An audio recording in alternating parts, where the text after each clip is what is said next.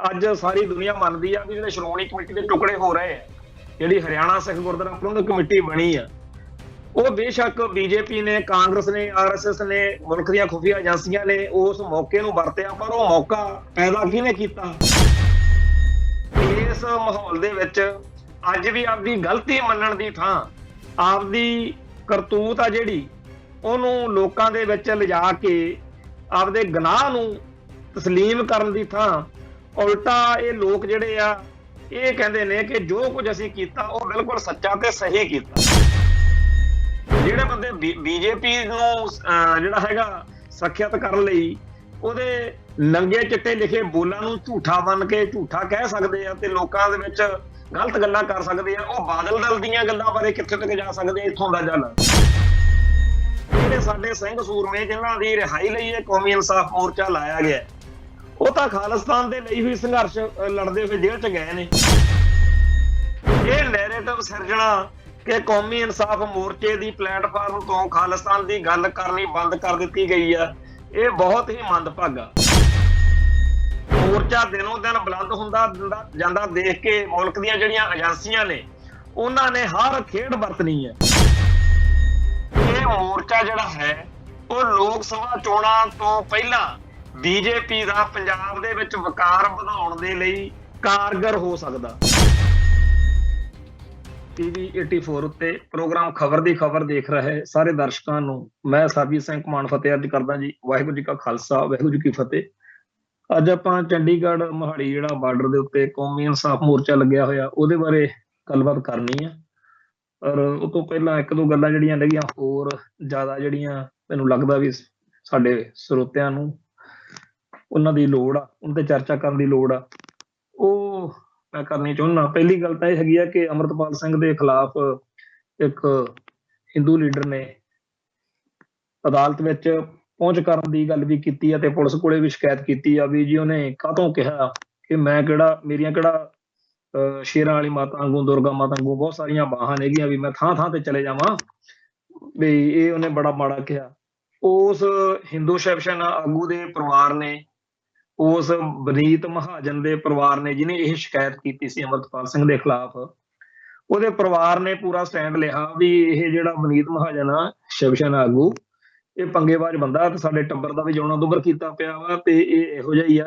ਇਹਨੂੰ ਪਹਿਲਾਂ ਗਨਮੈਨ ਮਿਲੇ ਹੁੰਦੇ ਸੀ ਤੇ ਜਦੋਂ ਇਹਨੇ ਪੁੱਠੀਆਂ ਸਿੱਧੀਆਂ ਹਰਕਤਾਂ ਨਾਲ ਆਪਦੇ ਗਨਮੈਨ ਲਏ ਸੀਗੇ ਤੇ ਜਦੋਂ ਪਿੱਛੇ ਜੇ ਸਾਰਿਆਂ ਦੇ ਗਨਮੈਨ ਵਾਪਸ ਲੈ ਗਏ ਆ, ਇਹਦੇ ਗਨਮੈਨ ਵਾਪਸ ਲੈ ਹੋਣ ਕਰਕੇ ਇਹਨੂੰ ਕੋਈ ਬਹਾਨਾ, ਕੋਈ ਗੱਲ ਚਾਹੀਦੀ ਸੀ ਜਿਹਦੇ ਕਰਕੇ ਇਹਨੂੰ ਇਹ ਹੁਣ ਗੱਲ ਲੱਭ ਗਈ। ਤੇ ਨਾ ਤਾਂ ਇਹਨੂੰ ਕੋਈ ਗੱਲ ਵਿੱਚ ਇਹ 'ਚ ਦਾਵਾ ਨਾ ਕੋਈ ਬਾਤ ਆ, ਪਰ ਇਹ ਬੰਦਾ ਪੰਗਾ ਖੜਾ ਕਰਕੇ ਅਸਲ ਵਿੱਚ ਭਾਲਦਾ ਇਹ ਆ ਕਿ ਕੋਈ ਕਿਸੇ ਪਾਸੋਂ ਧਮਕੀ ਮਿਲੇ ਤੇ ਫਿਰ ਮੈਂ ਕਹਾਂ ਜੀ ਮੈਨੂੰ ਮੇਰੀ ਜਾਨ ਨੂੰ ਖਤਰਾ। ਸੋ ਹਿੰਦੂ ਕੱਟੜਪੰਥੀ ਜਿਹੜੇ ਨੇ ਵਕੀਲ ਤੱਕ ਬਣੇ ਫਿਰਦੇ ਨੇ, ਵੱਡੇ ਵੱਡੇ ਲੀਡਰ ਬਣੇ ਫਿਰਦੇ ਨੇ, ਪਰ ਇਹਨਾਂ ਨੂੰ ਧਮਕੀ ਦੀ ਲੋੜ ਰਹਿੰਦੀ ਆ ਤੇ ਧਮਕੀ ਆਪਦੇ ਆਪ ਨੂੰ ਮਿਲ ਜਾਵੇ ਇਹਦੇ ਲਈ ਕਈ ਪਾਪੜ ਵੇਲਦੇ ਆ। ਇਹ ਗੱਲ ਪਿਛਲੇ 10 15 20 ਸਾਲਾਂ ਤੋਂ ਲਗਾਤਾਰ ਦੇਖਦੇ ਆ ਰਹੇ ਆ ਤੇ ਧੰਨ ਦੀ ਪੁਲਿਸ ਆ ਤੇ ਧੰਨ ਦਾ ਪ੍ਰਸ਼ਾਸਨ ਆ ਤੇ ਖੁਫੀਆ ਏਜੰਸੀਆਂ ਜਿਨ੍ਹਾਂ ਨੂੰ ਹੁਣ ਤੱਕ ਇਸ ਗੱਲ ਦੀ ਸਮਝ ਨਹੀਂ ਆਈ ਹੈਗੀ ਕਿ ਇਹ ਸ਼ੋਸ਼ੇਬਾਜ਼ੀਆਂ ਕਰਕੇ ਲੋਕਾਂ ਦੇ ਵਿੱਚ ਆਪਦੀ ਟੌਰ ਬਣਾਉਣ ਦੇ ਲਈ ਜਿਹੜਾ ਹੈਗਾ ਬਹਾਨੇ ਭਾਲਦੇ ਰਹਿੰਦੇ ਨੇ। ਤੋਂ ਹਿੰਦੂ ਕੱਟੜਪੰਥੀ ਜਿਹੜਾ ਕੁਛ ਪਹਿਲਾਂ ਇੱਥੋਂ ਤੱਕ ਕਿ ਆਪਦੇ ਉੱਤੇ ਆਪ ਜਿਹੜਾ ਹੈਗਾ ਫਾਇਰ ਕਰਵਾ ਲੈਣਾ ਆਪਦੇ ਬੰਦੇ ਤੋਂ ਜਾਂ ਹੋਰ ਇਹ ਤਰ੍ਹਾਂ ਦੀਆਂ ਗੱਲਾਂ ਕਰਨੀਆਂ, ਇਹ ਆਮ ਗੱਲ ਆ। ਪਿੱਛੇ ਜੇ ਜਦੋਂ ਆਹ ਕਰੋਨਾ ਵਾਲਾ ਚੱਕਰ ਜਿਹਾ ਸ਼ੁਰੂ ਹੋਇਆ ਉਦੋਂ ਮੈਨੂੰ ਵੀ ਫੋਨ ਆਇਆ ਖੰਨੇ ਸ਼ਹਿਰ ਚੋਂ ਬਈ ਜੀ ਤੁਸੀਂ ਇੱਥੇ ਪੇਸ਼ ਹੋ ਪੁਲਿਸ ਵਾਲਿਆਂ ਦਾ। ਮੈਂ ਕਿਹਾ ਜੀ ਕੀ ਚੱਕਰ ਆ? ਕਹਿੰਦੇ ਜੀ ਇੱਥੇ ਇੱਕ ਮੰਦਿਰ ਦੇ ਵਿੱਚ ਕੋਈ ਸਵੇਰੋਂ ਸਾਧੇ ਨੂੰ ਜਾਂਦਾ ਸੀਗਾ ਹਿੰਦੂ ਲੀਡਰ ਤੇ ਉਹਦੇ ਉੱਤੇ ਫਾਇਰਿੰਗ ਹੋਈ ਆ ਤੇ ਜਿੰਨੇ ਨਾਭੇ ਜੇਲ੍ਹ 'ਚ ਰਹੇ ਆ ਜਾਂ ਤੁਹਾਡੇ ਵਰਗੇ ਸਿੱਖ ਸੰਘਰਸ਼ ਨਾਲ ਸੰਬੰਧਿਤ ਲੋਕ ਆ ਸਾਰਿਆਂ ਨੂੰ ਸੱਦਿਆ ਜਾ ਰਿਹਾ। ਤੇ ਮੈਂ ਜਦੋਂ ਆਲੇ ਦੁਆਲੇ ਪਤਾ ਕੀਤਾ ਤੇ ਸਾਡੇ ਵਰਗੇ ਸਾਡੇ ਹੋਰ ਬਹੁਤ ਸਾਰੇ ਭਰਾਵਾਂ ਨੂੰ ਉੱਥੇ ਸੱਦ ਕੇ ਤੰਗ ਪਰੇਸ਼ਾਨ ਕੀਤਾ ਜਾ ਰਿਹਾ ਸੀਗਾ ਤੇ ਬਿਆਨ ਲਿਆ ਜਾ ਰਿਹਾ ਸੀ ਤੁਸੀਂ ਉਦੋਂ ਕਿੱਥੇ ਸੀ, ਜੇ ਸੀ ਉਹ ਸੀ। ਮੈਂ ਉਸ ਗੱਲ ਤੋਂ ਹਜੇ ਉਹਨੂੰ ਆਖਿਆ ਵੀ ਚਲੋ ਆਉਂਦੇ ਆ ਕਿਸੇ ਦਿਨ, ਪਰ ਜਦ ਨੂੰ ਕਰੋਨਾ ਕਰਕੇ ਸਾਰੀ ਪਾਬੰਦੀ ਲੱਗ ਗਈ ਫਿਰ ਮੈਂ ਉਹਨੂੰ ਅਫਸਰ ਨੂੰ ਫੋਨ ਕਰਕੇ ਦੁਬਾਰਾ ਕਿਹਾ ਵੀ ਆਈਏ ਜਾਂ ਨਾ ਆਈਏ ਤੇ ਉਹ ਕਹਿੰਦਾ ਜੇ ਠਹਿਰ ਜਾਓ। ਤੇ ਜਦੋਂ ਕਰੋਨਾ ਮੁੱਕਿਆ ਉਹ ਸਾਲ ਡੇਢ ਸਾਲ ਬਾਅਦ ਪਤਾ ਲੱਗਿਆ ਵੀ ਉਹਨੇ ਤਾਂ ਆਪਦੇ ਭਤੀਜੇ ਨੂੰ ਕਿਹਾ ਕਿ ਆਪ ਹੀ ਗੋਲੀ ਚਲਵਾਈ ਸੀ। ਉਸ ਤੋਂ ਬਾਅਦ ਮੈਂ ਜਿੰਨੇ ਬੰਦੇ ਸਾਡੇ ਨਾਲ ਦੇ ਇਸ ਮਾਮਲੇ 'ਚ ਪੁਲਿਸ ਕੋਲੇ ਪੇਸ਼ ਹੋਏ ਸੀ ਮੈਂ ਸਾਰਿਆਂ ਨੂੰ ਕਿਹਾ ਵੀ ਆਪਾਂ ਨੂੰ ਇਕੱਠੇ ਹੋ ਕੇ ਪ੍ਰੈਸ ਕਾਨਫਰੰਸ ਕਰਨੀ ਚਾਹੀਦੀ ਆ ਤੇ ਉਸ ਅਫਸਰ ਨੂੰ ਜਾ ਕੇ ਪੁੱਛਣਾ ਚਾਹੀਦਾ ਵੀ ਬੰਦੇ ਦਾ ਪੁੱਤਾ ਹੁਣ ਦੱਸ ਵੀ ਜੇਕਰ ਅਸੀਂ ਇਹ ਤੇਰੇ ਕੋਲੇ ਪੇਸ਼ੀਆਂ ਭੁਗਤਦਿਆਂ ਨੇ ਮਰ ਜਾਣਾ ਸੀਗਾ ਤੇ ਇਹਨੇ ਕਰਤੂਤ ਤਾਂ ਆਪਦੇ ਭਤੀਜੇ ਤੋਂ ਆਪ ਹੀ ਕਰਵਾਈ ਸੀ। ਸੋ ਪੰਜਾਬ ਦੇ ਵਿੱਚ ਪੰਥਕ ਸੋਚ ਵਾਲਿਆਂ ਨੂੰ ਮਿੰਟੋ ਮਿੰਟੀ ਇਸ ਤਰੀਕੇ ਨਾਲ ਤੰਗ ਪਰੇਸ਼ਾਨ ਕਰਨ ਦੇ ਲਈ ਇਹਨਾਂ ਕੋਲੇ ਇਹ ਸੌਖਾ ਜਿਹਾ ਤਰੀਕਾ ਵਾ ਵੀ ਕਿਉਂਕਿ ਉਸ ਇਲਾਕੇ ਦੇ ਵਿੱਚ ਸਾਨੂੰ ਸ਼ਿਕਾਇਤ ਮਿਲੀ ਆ ਜੀ ਕਿਸੇ ਹਿੰਦੂ ਕੱਟੜਪੰਥੀ ਨੇ ਆਹ ਕਿਹਾ ਉਹ ਕਿਹਾ।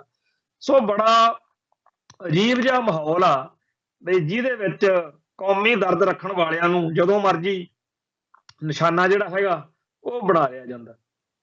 ਅਗਲੀ ਜਿਹੜੀ ਗੱਲ ਆ ਉਹ ਇਹ ਆ ਵੀ ਇੱਕ ਜਿਹੜਾ ਅਰਨਬ ਗੋਸਵਾਮੀ ਆ ਉਹਦੇ ਬਾਰੇ ਲੋਕਾਂ 'ਚ ਬੜੀ ਚਰਚਾ ਇਸ ਵੇਲੇ ਕਿਉਂਕਿ ਉਹ ਬੜਾ ਪੰਗੇ ਲੈਂਦਾ ਜਦੋਂ ਵੀ ਕੋਈ ਮੋਦੀ ਸਰਕਾਰ ਦੇ ਖਿਲਾਫ ਕੋਈ ਗੱਲ ਆਉਂਦੀ ਆ ਉਦੋਂ ਉਹਨੂੰ ਢਕਣ ਬਹਿ ਜਾਂਦਾ ਵੀ ਮੋਦੀ ਦਾ ਪਰਦਾ ਪਾਉਣਾ ਪਰਦਾਪੋਸ਼ੀ ਕਰਨੀ ਆ ਤੇ ਜਦੋਂ ਕੋਈ ਗੱਲ ਮੋਦੀ ਤੰਤਰ ਦੇ ਖਿਲਾਫ ਆਉਂਦੀ ਆ ਉਹ ਉਸ ਗੱਲ ਨੂੰ ਬੜਾ ਅਜੀਬ ਤਰੀਕੇ ਨਾਲ ਹੈਂਡਲ ਕਰਦਾ ਤੇ ਚੀਕਾਂ ਮਾਰ ਕੇ ਆਪਦੇ ਚੈਨਲ ਦੇ ਉੱਤੇ ਕਈ ਵਾਰੀ ਉਹਨੇ ਗ੍ਰਿਫਤਾਰੀ ਖੜੀ ਕੀਤੀ ਹੁੰਦੀ ਆ ਕਦੇ ਆਪਦੇ ਆਪ ਨੂੰ ਕਦੇ ਕਿਸੇ ਹੋਰ ਨੂੰ।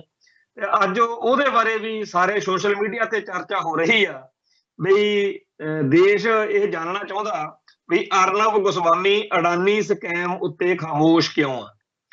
ਇਹ ਇਸ ਕਰਕੇ ਕਿਹਾ ਜਾ ਰਿਹਾ ਕਿਉਂਕਿ ਅਡਾਨੀ ਜਿਹੜਾ ਹੈਗਾ ਉਹ ਮੋਦੀ ਤੰਤਰ ਦਾ ਹਿੱਸਾ ਤੇ ਅਡਾਨੀ ਦੇ ਸ਼ੇਅਰ ਮਾਰਕੀਟ ਦੇ ਵਿੱਚ ਜਿਸ ਤਰੀਕੇ ਨਾਲ ਸ਼ੇਅਰਾਂ ਦੀ ਕੀਮਤ ਡਿੱਗੀ ਤੇ ਜਿਸ ਤਰੀਕੇ ਨਾਲ ਉਹਦਾ ਸਾਰਾ ਤਾਮ ਝਾਮ ਜਿਹੜਾ ਇਹਨਾਂ ਦਿਨਾਂ ਦੇ ਵਿੱਚ ਖਿੰਡ ਰਿਹਾ ਉਹਦੇ ਬਾਰੇ ਲੋਕਾਂ ਨੂੰ ਸਭ ਨੂੰ ਪਤਾ ਹੈਗਾ ਕਿ ਕਿਵੇਂ ਮੋਦੀ ਸਰਕਾਰ ਨੇ ਇਸ ਬੰਦੇ ਨੂੰ ਲਾਹੇ ਦਿੱਤੇ ਨੇ। ਉਹ ਅਡਾਨੀ ਸਕੈਮ ਜਿਹੜਾ ਹੈ ਇਹਦੇ ਬਾਰੇ ਅਰਨਬ ਗੋਸਵਾਮੀ ਜਿਹੜਾ ਹੈਗਾ ਉਹ ਵੀ ਜਿਹੜਾ ਹਰੇਕ ਨੂੰ ਨਿਸ਼ਾਨੇ ਤੇ ਲੈਂਦਾ ਰਹਿੰਦਾ ਅੱਜ ਮੁਲਕ ਦੇ ਨਿਸ਼ਾਨੇ ਉੱਤੇ ਆ ਤੇ ਸਾਰਾ ਇੰਡੀਅਨ ਜਿਹੜਾ ਬੰਦਾ ਸੈਕੂਲਰ ਸੋਚ ਵਾਲਾ ਉਹ ਇਸ ਵੇਲੇ ਕਹਿੰਦਾ ਹੈਗਾ ਕਿ ਠੀਕ ਆ ਤੁਸੀਂ ਕਿਸੇ ਨੂੰ ਖਾਲਿਸਤਾਨੀ ਕਿਸੇ ਨੂੰ ਕੁਛ ਕਹਿ ਕੇ ਭੰਡਦੇ ਰਹਿੰਦੇ ਹੋ ਹੁਣ ਆਪਦੀ ਵਾਰੀ ਆਈ ਆ ਤੇ ਇੱਧਰ ਆ ਕੇ ਗੱਲ ਕਰੋ ਵੀ ਤੁਸੀਂ ਕਦੋਂ ਹੁਣ ਦਲ ਵੱਟੀ ਬੈਠੇ ਹੋ। ਸੋ ਅਰਨਬ ਗੋਸਵਾਮੀ ਜਿਹੜਾ ਹੈ ਇਸ ਵੇਲੇ ਲੋਕਾਂ ਦੇ ਰੋਹ ਦਾ ਪੂਰੀ ਤਰ੍ਹਾਂ ਕੇਂਦਰ ਬਿੰਦੂ ਆ ਤੇ ਇਕੱਲਾ ਇਹੀ ਨਹੀਂ ਸਾਰੀ ਮੋਦੀ ਅਡਾਨੀ ਆ ਜਿਹੜੀ ਉਹਦੇ ਤੇ ਲੋਕਾਂ ਦੀਆਂ ਜਿਹੜੀਆਂ ਨਿਗਾਹਾਂ ਉਹ ਲੱਗੀਆਂ ਹੋਈਆਂ ਨੇਗੀਆਂ ਕਿ ਅਡਾਨੀ ਵਾਲਾ ਸਕੈਮ ਜਿਹੜਾ ਹੈਗਾ ਹੋਰ ਕਿੱਧਰ ਨੂੰ ਜਾਂਦਾ।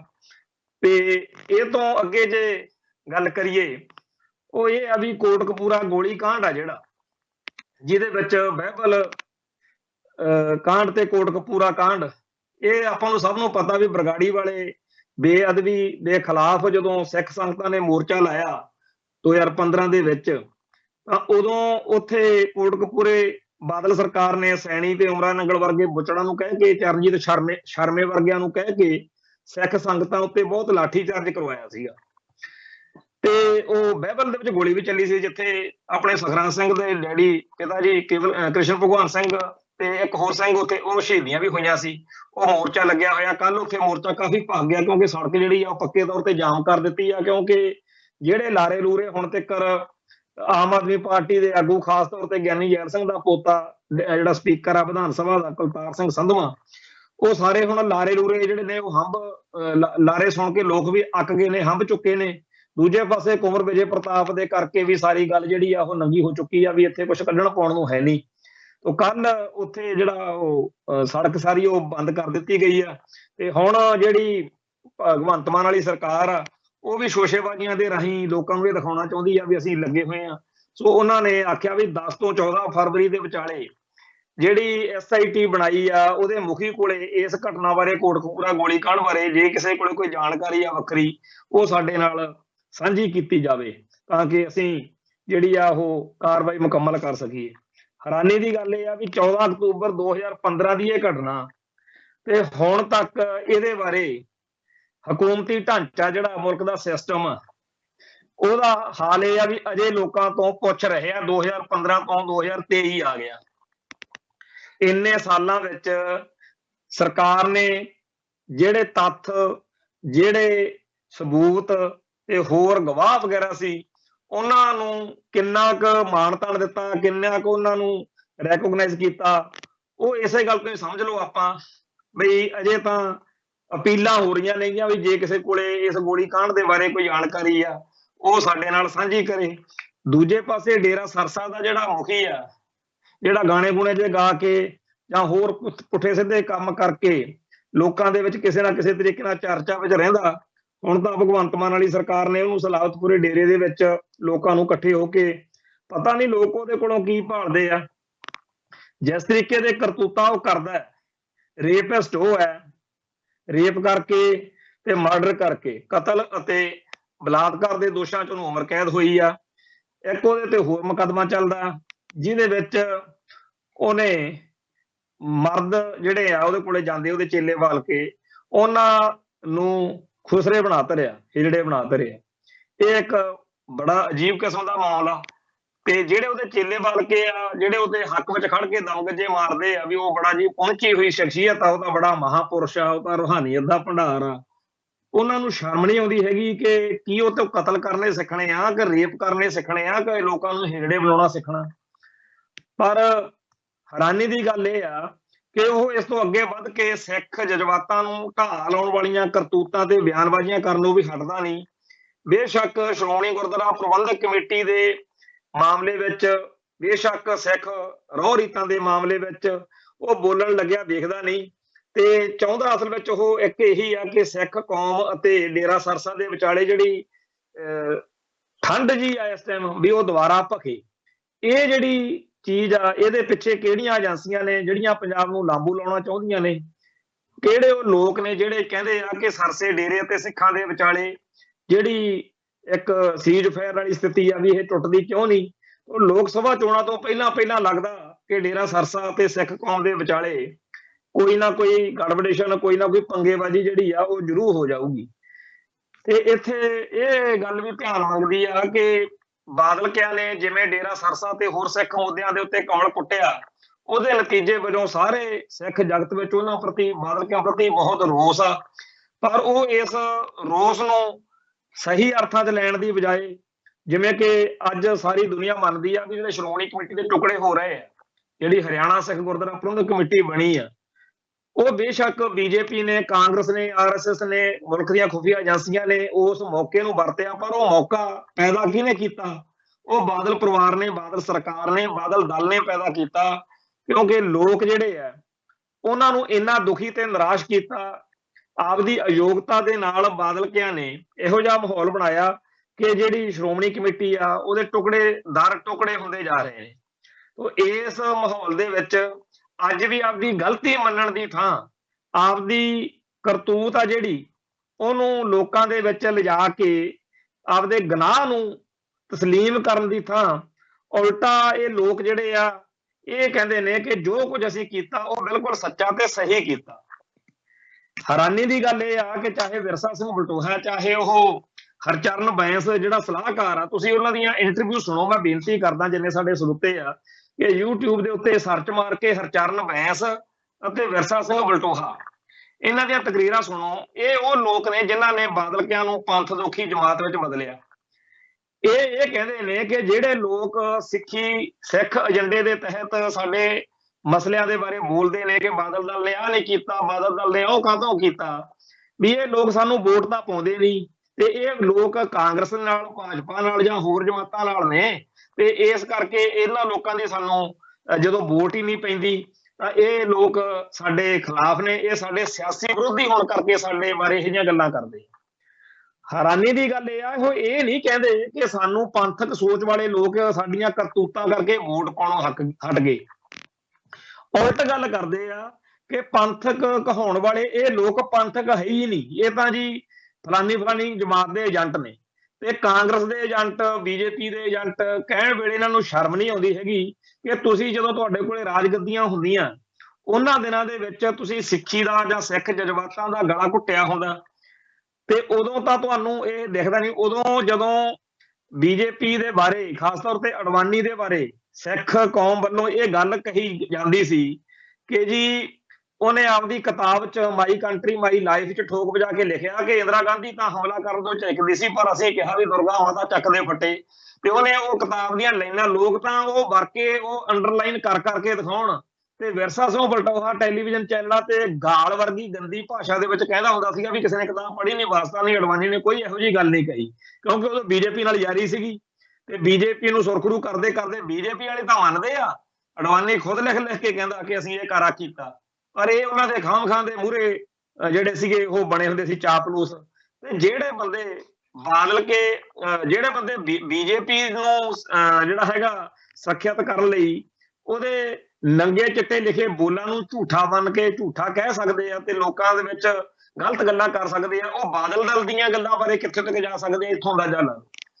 ਸੋ ਇਸ ਗੱਲ ਦੇ ਵਿੱਚ ਅੱਗੇ ਜੇ ਦੇਖੋ ਤੁਸੀਂ ਤਾਂ ਹਰਚਰਨ ਬੈਂਸ ਆ ਜਿਹੜਾ ਇਹਨਾਂ ਦਾ ਪੱਕਾ ਸਲਾਹਕਾਰ ਆ, ਉਹ ਇੱਕ ਮੈਚਿਓਰ ਪੋਲਿਟਿਕਸ ਦੇ ਮਾਹਿਰ ਵਜੋਂ ਤਾਂ ਕੋਈ ਅਰਥ ਰੱਖਦਾ ਹੋ ਸਕਦਾ, ਪਰ ਸਿੱਖ ਫਲਸਫੇ ਬਾਰੇ, ਸਿੱਖ ਧਰਮ ਬਾਰੇ, ਖਾਸ ਤੌਰ ਦੇ ਉੱਤੇ ਸਾਡੇ ਧਰਮ ਦੀਆਂ ਰਹੁ ਰੀਤਾਂ, ਸਾਡੀਆਂ ਸੰਸਥਾਵਾਂ ਨੂੰ ਜਿਸ ਤਰੀਕੇ ਨਾਲ ਬਾਦਲ ਦਲ ਨੇ ਢਾਹ ਲਾਈ ਹੈ, ਉਹਦੇ ਵਿੱਚ ਬਾਦਲ ਦਲ ਦੇ ਆਗੂਆਂ ਦੇ ਨਾਲ ਇਹ ਜਿਹੜਾ ਬੰਦਾ ਬਰਾਬਰ ਦਾ ਦੋਸ਼ੀ ਹੈ। ਤੇ ਇਹਦੀਆਂ ਸਾਰੀਆਂ ਗੱਲਾਂ ਬਾਤਾਂ ਜਿਹੜੀਆਂ ਨੇ ਉਹਨਾਂ ਦੇ ਕਰਕੇ ਹੀ ਇਹ ਹਾਲਾਤ ਬਣੇ ਕਿ ਪੰਜਾਬ ਦੀ ਧਰਤੀ ਉੱਤੇ ਸਾਡੀ ਜਿਹੜੀ ਸਿੱਖ ਪੰਥ ਦੀ ਗੁਰਦੁਆਰਾ ਸੁਧਾਰ ਲਹਿਰ ਦੇ ਵਿੱਚੋਂ ਨਿਕਲੀ ਹੋਈ ਸੰਸਥਾ ਸੀ ਸ਼੍ਰੋਮਣੀ ਅਕਾਲੀ ਦਲ, ਉਹਦਾ ਬਾਦਲੀਕਰਨ ਹੋਇਆ, ਉਹਦਾ ਹਿੰਦੂਕਰਨ ਹੋਇਆ ਤੇ ਉਹ ਸਿੱਖੀ ਅਤੇ ਸਿੱਖਾਂ ਦੇ ਉਲਟ ਭੁਗਤਣ ਵਾਲੀ ਇੱਕ ਪਲੇਟਫਾਰਮ ਵਿੱਚ ਬਦਲ ਗਈ। ਜਿਹੜਾ ਸ਼੍ਰੋਮਣੀ ਅਕਾਲੀ ਦਲ ਸਿੱਖੀ ਅਤੇ ਸਿੱਖਾਂ ਦੇ ਹੱਕਾਂ ਤੇ ਹਿੱਤਾਂ ਦੀ ਰਾਖੀ ਕਰਨ ਲਈ ਸਿਰਜਿਆ ਗਿਆ ਸੀ, ਉਸ ਨੂੰ ਸਿੱਖੀ ਅਤੇ ਸਿੱਖਾਂ ਦੀ ਦੁਸ਼ਮਣ ਜਮਾਤ ਵਿੱਚ ਬਦਲਣ ਦੇ ਲਈ ਜਿੱਥੇ ਬਾਦਲ ਪਰਿਵਾਰ ਦਾ, ਬਾਦਲ ਦਲ ਦੀ ਲੀਡਰਸ਼ਿਪ ਦਾ ਦੋਸ਼ ਆ, ਉੱਥੇ ਹਰਚਰਨ ਬੈਂਸ ਵਰਗਿਆਂ ਦਾ ਸਭ ਤੋਂ ਮੁੱਖ ਦੋਸ਼ ਆ। ਪਰ ਸਾਡੇ ਬਹੁਤੇ ਬੰਦਿਆਂ ਨੂੰ ਇਹ ਪਤਾ ਵੀ ਨਹੀਂ ਹੋਣਾ ਹੈਗਾ ਵੀ ਹਰਚਰਨ ਬੈਂਸ ਕੀ ਚੀਜ਼ ਆ ਤੇ ਕੀ ਉਹਦੀ ਗੱਲਬਾਤ। ਪਰ ਇਹ ਲੋਕ ਉਹ ਨੇ ਜਿਨ੍ਹਾਂ ਨੇ ਪਰਦੇ ਦੇ ਪਿੱਛੇ ਰਹਿ ਕੇ ਵੱਡੇ ਬਾਦਲ ਦੀ ਹਰ ਵੇਲੇ ਜਿਹੜੀ ਆ ਚਾਪਲੂਸੀ ਕੀਤੀ ਆ, ਆਪਦੇ ਹਿੱਤ ਪੂਰੇ ਆ ਤੇ ਕੌਮ ਦਾ, ਪੰਜਾਬ ਦਾ ਬੇੜਾ ਗਰਕ ਕੀਤਾ। ਜਦੋਂ ਉਹ ਟੈਲੀਵਿਜ਼ਨ ਚੈਨਲਾਂ ਦੇ ਉੱਤੇ ਬੋਲਦਾ, ਉਹ ਕਦੇ ਨਹੀਂ ਮੰਨਦਾ ਕਿ ਅਸੀਂ ਕੁਝ ਗਲਤ ਕੀਤਾ। ਉਲਟਾ ਉਹ ਕਹਿੰਦੇ ਆ ਕਿ ਸਾਡੇ ਤੇ ਇਹ ਬੜੀ ਉਂਗਲੀ ਕਰ ਰਹੇ ਹੋ ਕਿ ਇਹਨਾਂ ਨੇ ਬਰਗਾੜੀ ਦਾ ਇਨਸਾਫ ਨਹੀਂ ਕੀਤਾ, ਇਹਨਾਂ ਨੇ ਫਲਾਨੀ ਗੱਲ ਦਾ ਇਨਸਾਫ ਨਹੀਂ ਕੀਤਾ। ਉਹ ਕਹਿੰਦਾ ਵੀ ਫਿਰ ਜਿਹੜੇ ਬਾਅਦ ਤੁਸੀਂ ਬਣਾਏ ਇਹਨਾਂ ਨੇ ਕਿਹੜਾ ਇਨਸਾਫ ਕਰਤਾ। ਇਸ ਗੱਲ ਦੀ ਸ਼ਰਮ ਨਹੀਂ ਮੰਨਦੇ ਕਿ ਬਾਕੀ ਜਿਹੜੀਆਂ ਜਮਾਤਾਂ ਨੇ, ਕਾਂਗਰਸ ਆ ਜਾਂ ਆਮ ਆਦਮੀ ਪਾਰਟੀ ਆ, ਇਹ ਕਿਹੜਾ ਪੰਥਕ ਏਜੰਡਾ ਲੈ ਕੇ ਜਾਂ ਪੰਥ ਦੀ ਗੱਲ ਕਰਨ ਵਾਲੀ ਸੰਸਥਾ ਦੇ ਰੂਪ ਚ ਸਾਡੇ ਸਾਹਮਣੇ ਪੇਸ਼ ਆਉਂਦੇ ਆ। ਇਹ ਕੋਈ ਸ਼੍ਰੋਮਣੀ ਅਕਾਲੀ ਦਲ ਥੋੜੀ ਹੈ। ਜਿਹੜੀ ਆਸ, ਜਿਹੜਾ ਭਰੋਸਾ ਸਿੱਖ ਸੰਗਤਾਂ ਦਾ ਸ਼੍ਰੋਮਣੀ ਅਕਾਲੀ ਦਲ ਵਿੱਚ ਹੋ ਸਕਦਾ, ਉਹ ਇਹਨਾਂ 'ਚ ਕਿਦੋਂ ਹੋ ਸਕਦਾ? ਇਹਨੂੰ ਤੁਸੀਂ ਆਸ ਹੀ ਕਿਉਂ ਕਰੀਏ ਨਾ ਕਰੀਏ ਤੇ ਨਾ ਇਹਨਾਂ ਦੇ ਉੱਤੇ ਇਸ ਗੱਲ ਦਾ ਉਵੇਂ ਦਾ ਗਿਲਾ ਆਉਂਦਾ, ਗੁੱਸਾ ਤਾਂ ਆਉਂਦਾ ਇਹਨਾਂ ਤੇ ਵੀ, ਪਰ ਜਿਹੜਾ ਗੁੱਸਾ ਅਕਾਲੀ ਦਲ ਤੇ ਆਉਣਾ ਸਿੱਖ ਨੂੰ, ਉਹ ਇਹਨਾਂ ਤੇ ਥੋੜੀ ਆਉਣਾ। ਇਹ ਸਾਡੀਆਂ ਸ਼੍ਰੋਮਣੀ ਕਮੇਟੀ ਵਰਗੀਆਂ ਸੰਸਥਾਵਾਂ ਜਾਂ ਅਕਾਲ ਤਖਤ ਦਾ ਜਥੇਦਾਰ ਲਾਉਣ ਵਾਲੀਆਂ ਸੰਸਥਾਵਾਂ ਵਾਲੀ ਸਥਿਤੀ ਵਿੱਚ ਥੋੜੀ ਆ ਸਕਦੇ ਆ ਕਦੇ ਬੀਜੇਪੀ ਵਾਲੇ, ਕਾਂਗਰਸ ਵਾਲੇ। ਸੋ ਜਿਹੜਾ ਹਰਚਰਨ ਬੈਂਸ ਆ, ਉਹ ਜਦੋਂ ਇਹੋ ਜਿਹੀਆਂ ਗੱਲਾਂ ਕਰਦਾ ਕਿ ਜੀ ਜਿਹੜੇ ਅੱਜ ਜੇਲ੍ਹਾਂ 'ਚ ਨਜ਼ਰਬੰਦ ਸਿੰਘਾਂ ਦੀ ਰਿਹਾਈ ਲਈ ਮੋਰਚੇ ਲਾਈ ਬੈਠੇ ਨੇ, ਇਹਨਾਂ ਨੇ ਸਾਡੀ ਗੱਲ ਨਹੀਂ ਮੰਨੀ, ਇਹਨਾਂ ਨੇ ਸਾਡੇ ਨਾਲ ਰਲ ਕੇ ਚੋਣਾਂ ਨਹੀਂ ਲੜੀਆਂ। ਮਤਲਬ ਕਿ ਇਹ ਨਹੀਂ ਸੋਚਦੇ ਕਿ ਅੱਜ ਜੇ ਸਿਮਰਜੀਤ ਸਿੰਘ ਮਾਨ ਚੋਣ ਜਿੱਤਿਆ ਤਾਂ ਜਿੱਤ ਸਕਿਆ ਕਿਉਂਕਿ ਉਹਨੇ ਤੁਹਾਡੇ ਵਰਗਿਆਂ ਨਾਲ ਚੋਣ ਰਲ ਕੇ ਨਹੀਂ ਲੜੀ। ਜੇ ਉਹਨੇ ਤੁਹਾਡੇ ਨਾਲ ਚੋਣ ਲੜ ਕੇ ਲੜੀ ਹੁੰਦੀ, ਗਰੰਟੀ ਨਾਲ ਉਹ ਵੀ ਹਾਰਿਆ ਹੁੰਦਾ। ਉਹ ਇਹ ਨਹੀਂ ਅੱਜ ਵੀ ਸੋਚ ਰਿਹਾ ਕਿ ਸਾਡੇ ਪੱਲੇ ਸਾਡੀਆਂ ਗੜਬੜਾਂ ਕਰਕੇ, ਸਾਡੇ ਗਲਤ ਫੈਸਲਿਆਂ ਕਰਕੇ ਕੁਝ ਨਹੀਂ ਰਿਹਾ। ਉਹ ਕਹਿੰਦੇ ਆ ਸਿੱਖਾਂ ਨੂੰ ਹੀ ਅਕਲ ਨਹੀਂ ਹੈਗੀ, ਸਿੱਖ ਹੀ ਬੇਵਕੂਫ ਨੇ ਕਿ ਜਿਹੜੇ ਸਾਨੂੰ ਵੋਟਾਂ ਨਹੀਂ ਪਾਉਂਦੇ। ਸੋ ਹਰਚਰਨ ਬੈਂਸ ਵਰਗਿਆਂ ਲੋਕਾਂ ਨੇ ਬਾਦਲ ਦਲ ਦਾ ਜਿਹੜਾ ਪੱਠਾ ਬਿਠਾਇਆ ਸੋ ਬਿਠਾਇਆ, ਪਰ ਅਗਲੀ ਗੱਲ ਇਹ ਤੋਂ ਜ਼ਿਆਦਾ ਖਤਰਨਾਕ ਆ ਜਿਹਦੇ ਬਾਰੇ ਸਾਨੂੰ ਸਾਰਿਆਂ ਨੂੰ ਧਿਆਨ ਦੇਣ ਦੀ ਲੋੜ ਆ, ਉਹ ਇਹ ਹੈ ਕਿ ਬਾਦਲ ਪਰਿਵਾਰ ਜਿਹੜਾ ਹੈ ਉਹ ਬੜਾ ਨਿਸ਼ਚਿੰਤ ਹੈ। ਵੱਡਾ ਬਾਦਲ ਸੁਖਬੀਰ ਨੂੰ ਇਹੋ ਮੱਤਾਂ ਦਿੰਦਾ ਕਿ 1978 ਦੇ ਵਿੱਚ ਨਰਕਧਾਰੀਆਂ ਦੇ ਮਸਲੇ ਤੇ ਮੈਂ ਕੋਈ ਇਨਸਾਫ ਨਹੀਂ ਸੀ ਹੋਣ ਦਿੱਤਾ। ਜੇ ਤੂੰ ਬਰਗਾੜੀ ਦਾ ਜਾਂ ਵਹਿਬਲ ਦਾ ਇਨਸਾਫ ਨਹੀਂ ਹੋਣ ਦਿੱਤਾ ਤਾਂ ਚਿੰਤਾ ਨਾ ਕਰ, ਸਮਾਂ ਆਊਗਾ ਘੁੰਮ ਘੁਮਾ ਕੇ ਇੱਕ ਦਿਨ ਇਹੀ ਲੋਕ ਤੈਨੂੰ ਮੁੱਖ ਮੰਤਰੀ ਬਣਾਉਣ। ਇਹਨਾਂ ਲੋਕਾਂ ਨੇ 1980 ਚ ਕਾਂਗਰਸ ਦੀ ਸਰਕਾਰ ਤਾਂ ਲੈ ਆਂਦੀ ਸੀ, ਪਰ 1997 ਚ ਮੈਨੂੰ ਘਰੇ ਬੈਠੇ ਨੂੰ ਮੁੱਖ ਮੰਤਰੀ ਇਹਨਾਂ ਹੀ ਲੋਕਾਂ ਨੇ ਬਣਾਇਆ ਸੀ। ਇਹ ਲੋਕ ਜਿੱਥੇ ਮਰਜ਼ੀ ਭੱਜ ਲੈਣ, ਕਾਂਗਰਸ ਬੀਜੇਪੀ ਵਾਲਿਆਂ ਪਾਸਿਓਂ ਅੱਕ ਕੇ ਅਖੀਰ ਇਹਨਾਂ ਨੂੰ ਆਪਣੇ ਕੋਲ ਹੀ ਆਉਣਾ ਪੈਣਾ। ਇਹੋ ਜਿਹੀਆਂ ਮੱਤਾਂ ਜਦੋਂ ਉਹ ਦੇ ਰਹੇ ਨੇ, ਜਦੋਂ ਇਹੋ ਜਿਹੀਆਂ ਗੱਲਾਂ ਉਹਨਾਂ ਦੇ ਪਰਿਵਾਰਾਂ 'ਚ ਚੱਲਦੀਆਂ ਨੇ, ਤਾਂ ਇਹ ਤੋਂ ਆਪਾਂ ਪੰਥ ਵਾਲੇ ਸੋਚ ਲਓ ਕਿ ਕੀ ਆਪਾਂ ਏਡੇ ਗਏ ਉਧਰੇ ਤੇ ਬੇਵਕੂਫ ਆ ਕਿ ਬਾਦਲ ਪਰਿਵਾਰ ਤੋਂ ਬਗੈਰ ਆਪਣਾ ਕੋਈ ਗੁਜ਼ਾਰਾ ਹੀ ਨਹੀਂ? ਕੀ ਆਪਾਂ ਬਾਦਲਗਾਂ ਦੇ ਮਥਾਜ ਆ? ਹਕੀਕਤ ਤਾਂ ਇਹ ਆ ਕਿ ਕੌਮ ਜਿਹੜੀ ਆ ਉਹਨੂੰ ਅਸਲ ਨਿਸ਼ਾਨਾ ਜਿਹੜਾ ਦਾ ਖਾਲਿਸਤਾਨ, ਉਸ ਪਾਸੇ ਤੁਰਨ ਦੀ ਲੋੜ ਆ। ਪਰ ਇੱਥੇ ਤਾਂ ਕਹਾਣੀ ਕੁਝ ਹੋਰ ਹੋਈ ਪਈ। ਕੌਮੀ ਇਨਸਾਫ ਮੋਰਚੇ ਦੇ ਵਿੱਚ ਇਹ ਪ੍ਰਭਾਵ ਦੇਣ ਦੇ ਯਤਨ ਹੋ ਰਹੇ ਨੇ ਜਿਵੇਂ ਉੱਥੇ ਖਾਲਿਸਤਾਨ ਦੀ ਗੱਲ ਕਰਨ ਵਾਲੇ ਬੰਦੇ ਗਲਤ ਹੋਣ। ਹਕੀਕਤ ਇਹ ਆ ਕਿ ਜਿਹੜੇ ਸਾਡੇ ਸਿੰਘ ਸੂਰਮੇ ਜਿਨ੍ਹਾਂ ਦੀ ਰਿਹਾਈ ਲਈ ਇਹ ਕੌਮੀ ਇਨਸਾਫ ਮੋਰਚਾ ਲਾਇਆ ਗਿਆ, ਉਹ ਤਾਂ ਖਾਲਿਸਤਾਨ ਦੇ ਲਈ ਹੋਈ ਸੰਘਰਸ਼ ਲੜਦੇ ਹੋਏ ਜੇਲ੍ਹ 'ਚ ਗਏ ਨੇ। ਇਸ ਤੋਂ ਪਹਿਲਾਂ ਵੀ ਬੜੇ ਲੋਕ ਸ਼ਹੀਦੀਆਂ ਪਾ ਗਏ, ਬਹੁਤ ਸਾਰੇ ਜੇਲ੍ਹਾਂ 'ਚ ਗਏ। ਉਹ ਖਾਲਿਸਤਾਨ ਦੇ ਸੰਘਰਸ਼ ਨੂੰ ਹੀ ਅੱਗੇ ਤੋਰਨ ਦੇ ਲਈ ਉਹ ਸਾਰੇ ਲੋਕ ਤਤਪਰ ਰਹੇ। ਪਰ ਹੁਣ ਕੁਝ ਇਹੋ ਜਿਹੀਆਂ ਗੱਲਾਂ ਬਾਤਾਂ ਵਾਪਰ ਰਹੀਆਂ ਨੇ ਜਿਹਦੀ ਕਰਕੇ ਅਸੀਂ ਇਹ ਸਮਝਦੇ ਹਾਂ ਕਿ ਮੋਰਚੇ ਦੀ ਜਿਹੜੀ ਲੀਡਰਸ਼ਿਪ ਆ ਉਹਦੇ ਲਈ ਬੜੇ ਔਖ ਵਾਲੇ ਜਾਂ ਬੜੇ ਸੰਤਾਪ ਵਾਲੇ ਪਲ ਨੇ, ਕਿਉਂਕਿ ਅਸੀਂ ਸਮਝਦੇ ਹਾਂ ਕਿ ਭਾਈ ਜਗਤਾਰ ਸਿੰਘ ਹਵਾਰਾ ਉਹ ਕਦੇ ਵੀ ਖਾਲਿਸਤਾਨ ਤੋਂ ਔਨਕਰ ਨਹੀਂ ਹੋ ਸਕਦੇ ਤੇ ਨਾ ਹੀ ਕੋਈ ਇਹੋ ਜਿਹੀ ਗੱਲ ਉਹ ਆਪਦੇ ਕਿਸੇ ਸੁੱਖ ਸੁਨੇਹੇ 'ਚ ਲੋਕਾਂ ਨੂੰ ਕਹਿ ਸਕਦੇ ਆ ਕਿ ਖਾਲਿਸਤਾਨ ਨੂੰ ਆਪਾਂ ਛੱਡ ਦਿਓ ਜਾਂ ਤਿਆਗ ਦਿਓ। ਇਹ ਗੱਲਾਂ ਤਾਂ ਹੋ ਨਹੀਂ ਸਕਦੀਆਂ, ਪਰ ਇਸ ਤਰੀਕੇ ਦਾ ਭਾਵ ਸਿਰਜਣ ਵਾਲੇ ਲੋਕਾਂ ਦੇ ਆਪਦੇ ਮਨਸੂਬੇ ਹੋਣਗੇ।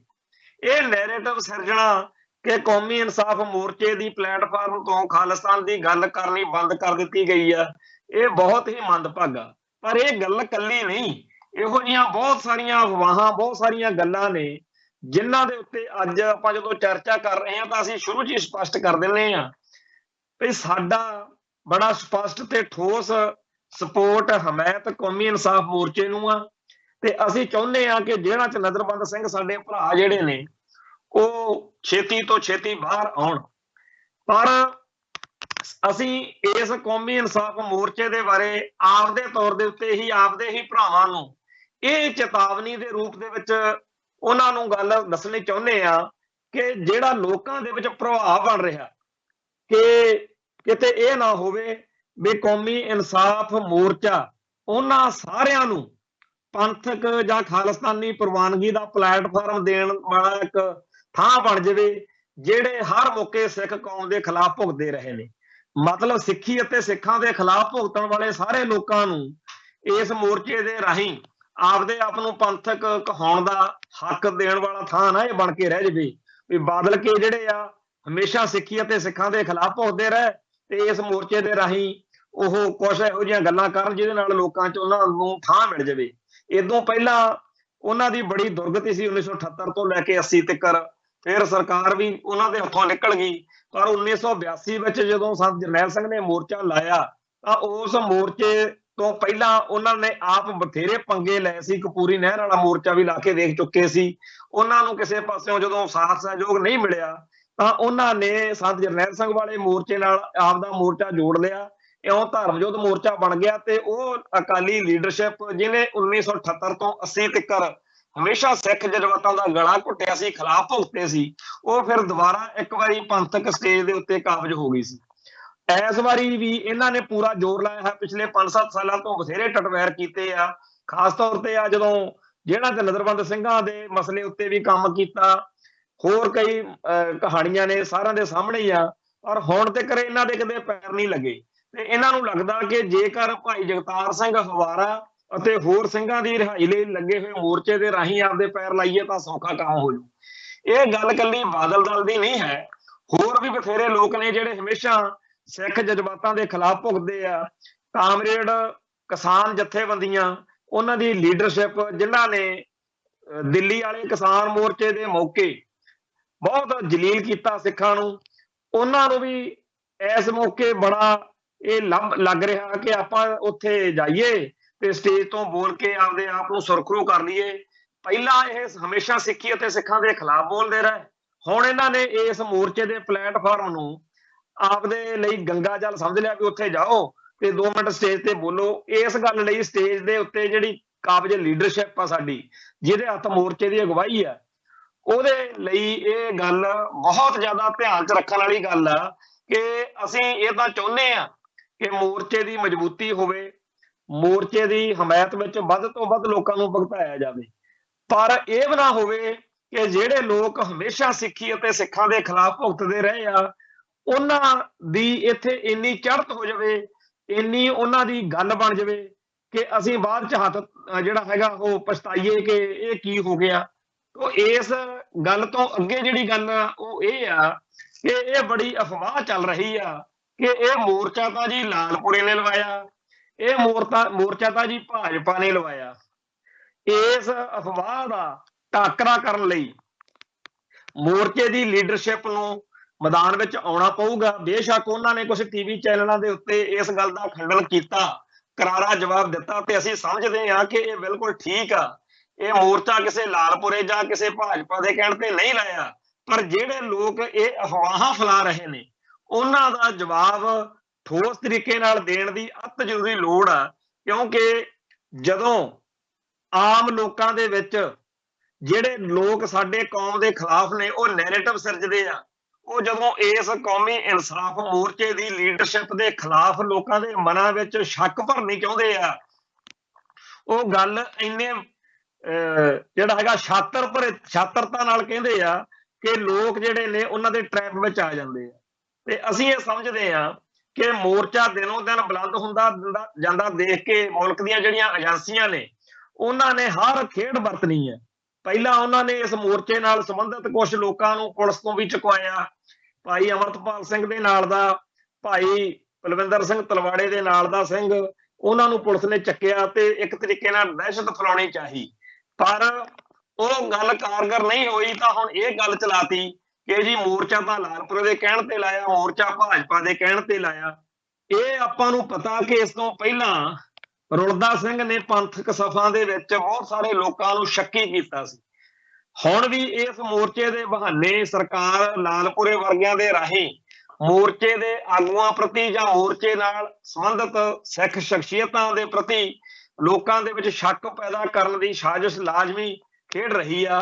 ਪਰ ਸਰਕਾਰ ਜਾਂ ਏਜੰਸੀਆਂ ਦੀਆਂ ਚਾਲਾਂ ਆਪਦੀ ਥਾਂ ਸਿੱਖ ਸੰਗਤ ਦਾ ਯਕੀਨ ਜਾਂ ਭਰੋਸਾ ਜਿਹੜਾ ਹੈ ਉਹ ਕੌਮੀ ਇਨਸਾਫ ਮੋਰਚੇ ਦੀ ਲੀਡਰਸ਼ਿਪ ਵਿੱਚ ਬਰਕਰਾਰ ਰਹੇ, ਇਹ ਜ਼ਿਆਦਾ ਵੱਡੀ ਗੱਲ ਹੋਵੇਗੀ।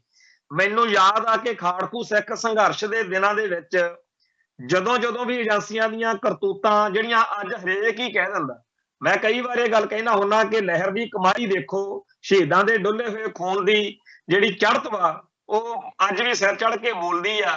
ਜਦੋਂ ਲੋਕ ਕਹਿੰਦੇ ਨੇ ਬਈ ਇਹ ਲਹਿਰ ਤਾਂ ਠੀਕ ਸੀ, ਸੰਤ ਜਰਨੈਲ ਸਿੰਘ ਵੀ ਠੀਕ ਸੀ, ਜੁਝਾਰੂ ਵੀ ਠੀਕ ਸੀ, ਨਿਸ਼ਾਨਾ ਵੀ ਠੀਕ ਸੀ, ਪਰ ਕੈਟਾਂ ਟੋਟਾਂ ਤੇ ਗਦਾਰਾਂ ਨੇ ਤੇ ਏਜੰਸੀਆਂ ਦੇ ਏਜੰਟਾਂ ਨੇ ਲਹਿਰ ਦਾ ਭੱਠਾ ਬਿਠਾਇਆ। ਜਿਹੜੇ ਕੁੱਤੇ ਕੰਮ ਕੀਤੇ ਆ ਉਹ ਲਹਿਰ ਦੇ ਸਮਰਥਕਾਂ ਨੇ ਨਹੀਂ ਕੀਤੇ, ਉਹ ਜੁਝਾਰੂ ਸਿੰਘਾਂ ਨੇ ਨਹੀਂ ਕੀਤੇ, ਉਹ ਤਾਂ ਲਹਿਰ ਦੇ ਨਾਂ ਦੇ ਉੱਤੇ ਕੀਤੇ ਗਏ ਸਰਕਾਰੀ ਏਜੰਸੀਆਂ ਦੇ ਕੰਮ ਨੇ। ਇਹ ਆ ਲੋਕਾਂ ਦਾ ਵਿਸ਼ਵਾਸ। ਪੂਰੇ ਇੰਡੀਅਨ ਸਟੇਟ ਸਿਸਟਮ ਦੀ ਸਾਰੀ ਕਮਾਈ ਉਸ ਵੇਲੇ ਸਿਫਰ ਹੋ ਜਾਂਦੀ ਆ ਜਦੋਂ ਸਾਡਾ ਪੰਜਾਬ ਦੇ ਲੋਕਾਂ ਦਾ ਇਹ ਕਹਿਣਾ ਹੁੰਦਾ ਕਿ ਸੰਘਰਸ਼ ਬਿਲਕੁਲ ਠੀਕ ਸੀ, ਖਾੜਕੂ ਜੁਝਾਰੂ ਬਿਲਕੁਲ ਠੀਕ ਸੀ ਤੇ ਸੰਤ ਜਰਨੈਲ ਸਿੰਘ ਬਿਲਕੁਲ ਠੀਕ ਸੀ। ਤੇ ਇਸੇ ਗੱਲ ਨੂੰ ਅੱਗੇ ਤੋਰਨ ਲਈ ਅੱਜ ਕੌਮੀ ਇਨਸਾਫ ਮੋਰਚੇ ਦੀ ਲੀਡਰਸ਼ਿਪ ਆ ਜਿਹੜੀ, ਉਹਦੇ ਸਾਹਮਣੇ ਇਹ ਸਵਾਲੀਆ ਨਿਸ਼ਾਨ ਹੈ ਕਿ ਉਹਨਾਂ ਨੇ ਇਸ ਤਰੀਕੇ ਨਾਲ ਆਪਦਾ ਵਰਤੋਂ ਵਿਹਾਰ ਕਰਨਾ ਕਿ ਆਮ ਬੰਦਾ ਇਹ ਕਵੇ, ਜੇ ਕੋਈ ਉਹਨੂੰ ਇਹ ਭਰਮਾਉਣਾ ਚਾਹਵੇ ਕਿ ਜੀ ਲਾਲਪੁਰਾ ਜੀ ਭਾਜਪਾ, ਤਾਂ ਆਮ ਬੰਦਾ ਠੋਕ ਵਜਾ ਕੇ ਕਵੇ ਰਹਿਣ ਦਿਓ ਭਾਈ ਸਾਹਿਬ, ਸਾਨੂੰ ਪਤਾ ਸਾਡੇ ਕੌਮੀ ਇਨਸਾਫ ਮੋਰਚੇ ਦੀ ਲੀਡਰਸ਼ਿਪ ਜਿਹੜੀ ਆ ਉਹ ਬਹੁਤ ਸੱਚੀ ਸੁੱਚੀ ਤੇ ਬੁਲੰਦ ਜਜ਼ਬੇ ਵਾਲੀ ਆ, ਉਹਦੇ ਉੱਤੇ ਸਾਨੂੰ ਕੋਈ ਟਾਂਕਣ ਕੋਈ ਸ਼ੰਕਾ ਨਹੀਂ ਹੈ। ਕਿਉਂਕਿ ਅਸੀਂ ਜਾਣਦੇ ਹਾਂ ਕਿ ਇਹੋ ਜਿਹੀਆਂ ਅਫਵਾਹਾਂ, ਇਹੋ ਜਿਹੀਆਂ ਚਾਲਾਂ ਸਰਕਾਰ ਨੇ ਬੜੀਆਂ ਚੱਲਣੀਆਂ ਨੇ। ਹੁਣ ਅਗਲੀ ਗੱਲ ਇਹ ਹੈ ਕਿ ਮੋਰਚੇ ਦੇ ਬੇਸ਼ੱਕ 4 ਮੇਨ ਮੁੱਦੇ ਰੱਖੇ ਗਏ ਨੇ, ਤੇ ਇਹ ਵੀ ਗੱਲ ਚੰਗੀ ਆ ਕਿ ਉਹਨਾਂ 4 ਮੁੱਦਿਆਂ ਦੇ ਉੱਤੇ ਜ਼ਾਬਤੇ ਦੇ ਤੌਰ ਦੇ ਉੱਤੇ ਜ਼ਿਆਦਾ ਬੁਲਾਰੇ ਬੋਲਣ, ਕਿਉਂਕਿ ਜਦੋਂ ਆਪਾਂ ਕੋਈ ਪ੍ਰੋਗਰਾਮ ਲੀਕਦੇ ਆ ਰੱਖਦੇ ਆ ਉਹਦਾ ਇੱਕ ਡਿਸਪਲਿਨ ਵੀ ਕ੍ਰੀਏਟ ਹੁੰਦਾ। ਉਹ ਇਹੀ ਹੁੰਦਾ ਕਿ ਆਪਾਂ ਸਾਰਿਆਂ ਨੇ ਭਾਈ ਅੱਜ ਇਸ ਗੱਲ ਦੇ ਉੱਤੇ ਜ਼ਿਆਦਾ ਚਰਚਾ ਕਰਨੀ। ਇਹ ਕੋਈ ਜ਼ਿਆਦਾ ਬਹੁਤ ਵੱਡੀ ਗੱਲ ਨਹੀਂ। ਜੇਕਰ ਆਪਾਂ ਮਿੱਥ ਕੇ ਕਹੀਏ ਕਿ ਅੱਜ ਆਪਾਂ ਇਹਨਾਂ ਮੁੱਦਿਆਂ ਤੇ ਚਰਚਾ ਕਰਨੀ ਹੈ ਤਾਂ ਇਹਦਾ ਮਤਲਬ ਇਹ ਨਹੀਂ ਹੁੰਦਾ ਹੈਗਾ ਕਿ ਬਾਕੀ ਮੁੱਦੇ ਸਾਡੇ ਲਈ ਧਿਆਨ ਨਹੀਂ ਰੱਖਦੇ। ਪਰ ਇਹ ਸਾਨੂੰ ਸਾਰਿਆਂ ਨੂੰ ਪਤਾ ਕਿ ਇਹ 4 ਮੁੱਦੇ ਜਿਨ੍ਹਾਂ ਦੇ ਉੱਤੇ ਅਸੀਂ ਉਹ ਮੋਰਚਾ ਲਾਇਆ, ਉਹਨਾਂ ਤੋਂ ਬਗੈਰ ਹੋਰ ਮੁੱਦੇ ਵੀ ਕੌਮੀ ਇਨਸਾਫ ਮੋਰਚੇ ਦੀ ਲੀਡਰਸ਼ਿਪ ਲਈ ਤੇ ਉੱਥੇ ਜਾਣ ਵਾਲੀਆਂ ਸੰਗਤਾਂ ਲਈ ਅਹਿਮ ਨੇ। ਖਾਸ ਤੌਰ ਦੇ ਉੱਤੇ ਖਾਲਿਸਤਾਨ ਦਾ ਇਸ਼ੂ ਜਿਹੜਾ ਹੈ ਉਹ ਸਦਾ ਬਰਕਰਾਰ ਤੇ ਸਦਾ ਬੁਲੰਦ ਰਹਿਣਾ। ਤੇ ਇਹ ਗੱਲ ਆਪਾਂ ਚੇਤੇ ਰੱਖਿਓ ਕਿ ਇਸ ਤੋਂ ਪਹਿਲਾਂ 5-6 ਵਾਰੀ ਪੰਥਕ ਅਤੇ ਖਾਲਿਸਤਾਨੀ ਸਫਾ ਨੂੰ ਮੋਦੀ ਸਰਕਾਰ ਦਾਣਾ ਪਾ ਚੁੱਕੀ ਆ ਕਿ ਅਸੀਂ ਤਾਂ ਜੀ ਤਿਆਰ ਬੈਠੇ ਆ, ਬਸ ਥੋੜੀ ਜੀ ਲੋੜ ਆ, ਅਸੀਂ ਤਾਂ ਹੁਣੇ ਛੱਡ ਦੇਣੇ ਆ ਜਿਹੜਾ ਨਜ਼ਰਬੰਦ। ਛੱਡੇ ਉਹਨਾਂ ਨੇ ਕਦੇ ਨਹੀਂ। ਬਹੁਤੀ ਦੂਰ ਦੀ ਗੱਲ ਨਾ ਕਰੀਏ, ਜਦੋਂ 550 ਸਾਲਾਂ ਮਨਾਇਆ ਐਲਾਨ ਤਾਂ ਉਦੋਂ ਵੀ ਕੀਤਾ ਸੀ, ਪਰ ਨਹੀਂ ਛੱਡਿਆ ਅੱਜ ਤੱਕ ਕਿਸੇ ਨੂੰ। ਫਿਰ ਜਦੋਂ ਪਿਛਲੇ ਸਾਲ ਮੋਦੀ ਆਇਆ, ਉਦੋਂ 1 ਮਹੀਨਾ ਪਹਿਲਾਂ ਜਨਵਰੀ 'ਚ ਮੋਦੀ ਆਇਆ ਪਿਛਲੇ ਸਾਲ 22 'ਚ, ਤੇ ਕੌਮੀ ਜਿਹੜਾ ਆਪਣਾ ਕਿਸਾਨ ਸੰਘਰਸ਼ ਸੀ ਉਹਦੇ ਖਤਮ ਹੋਣ ਤੋਂ ਲੈ ਕੇ ਅਗਲੇ 2 ਮਹੀਨੇ ਲਗਾਤਾਰ ਇਹੋ ਹੀ ਚੱਲਦਾ ਰਿਹਾ ਬਈ ਜੀ ਮੋਦੀ ਸਾਹਿਬ ਤਾਂ ਤਿਆਰ ਬੈਠੇ ਆ, ਤੁਸੀਂ ਬਸ ਇੱਕ ਮੈਮੋਰੰਡਮ ਦਿਓ। ਪੰਜਾਬ ਤੋਂ ਬਹੁਤ ਸਾਰੀਆਂ ਜਥੇਬੰਦੀਆਂ ਤੇ ਆਗੂ ਧੜਾ ਧੜ ਦਿੱਲੀ ਨੂੰ ਪਹੁੰਚੇ ਕਿ ਜੀ ਪੰਜਾਬ ਮੋਦੀ ਨੇ ਆਉਣਾ ਤੇ ਉੱਥੇ ਜਾ ਕੇ ਐਲਾਨ ਕਰਨਾ ਤੇ ਸਾਡਾ ਨਾਂ ਆਊਗਾ, ਵਿੱਚ ਵੀ ਇਹਨਾਂ ਨੇ ਮੈਮੋਰੰਡਮ ਦਿੱਤਾ ਸੀ। ਸਿੱਖ ਸੰਘਰਸ਼ ਨਾਲ ਸੰਬੰਧਿਤ ਕੁਝ ਸ਼ਖਸੀਅਤਾਂ ਜੇਲ੍ਹਾਂ 'ਚ ਨਜ਼ਰਬੰਦ ਸਿੰਘਾਂ ਦੇ ਪਰਿਵਾਰ, ਉਹਨਾਂ ਨੂੰ ਵੀ ਇਸ ਗੱਲ ਲਈ ਭਰਮਾ ਲਿਆ ਗਿਆ ਕਿ ਜੀ ਮੋਦੀ ਸਾਹਿਬ ਤਾਂ ਤਿਆਰ ਬੈਠੇ ਆ, ਬਸ ਤੁਸੀਂ ਥੋੜਾ ਜਿਹਾ ਉਪਰਾਲਾ ਕਰੋ। ਸੋ ਉਸ ਦੌਰ ਵਿੱਚ ਸਾਡੇ ਨਾਲ ਕਈਆਂ ਦੀ ਨਾਰਾਜ਼ਗੀ ਵੀ ਹੋਈ। ਅਸੀਂ ਆਪਦੇ ਤਜਰਬੇ ਦੇ ਆਧਾਰ ਦੇ ਉੱਤੇ ਕਹਿੰਦੇ ਸੀ ਕਿ ਉਹਨਾਂ ਨੂੰ ਸਭ ਪਤਾ, ਉਹਨਾਂ ਨੂੰ ਹਜੇ ਤੱਕ ਪਤਾ ਹੀ ਨਹੀਂਗਾ ਵੀ ਕਿਹੜੇ ਬੰਦੇ ਛੱਡਣੇ ਆ ਤੇ ਕੀ ਨਹੀਂ ਗੱਲ ਆ, ਵੀ ਆਪਾਂ ਇਹ ਚੱਕਰ ਤੋਂ ਬਚੋ। ਪਰ ਸਾਡੇ ਭਰਾਵਾਂ ਨੂੰ ਲੱਗਦਾ ਸੀਗਾ ਕਿ ਨਹੀਂ ਜੀ, ਜਿਹੜੇ ਕਾਰਜ ਨੇ ਸਰਕਾਰੀ ਉਹ ਏਦਾਂ ਹੀ ਚੱਲਦਾ ਹੈਗਾ, ਆਪਾਂ ਨੂੰ ਮੈਮੋਰੰਡਮ ਦੇਣੇ ਚਾਹੀਦੇ ਆ। ਮੈਂ ਇਹ ਗੱਲ ਕਹਿੰਦਾ ਰਿਹਾ ਕਿ ਉਹ ਲਿਲਕੜੀਆਂ ਕਢਾ ਰਹੇ ਨੇ, ਉਹ ਤਾਂ ਇਹ ਦਰਸਾ ਰਹੇ ਨੇ ਦੁਨੀਆ ਨੂੰ ਵੀ ਆਹੀ ਸੀ ਨਾ ਜਿਹੜੇ ਖਾਲਿਸਤਾਨ ਮੰਗਦੇ ਸੀ।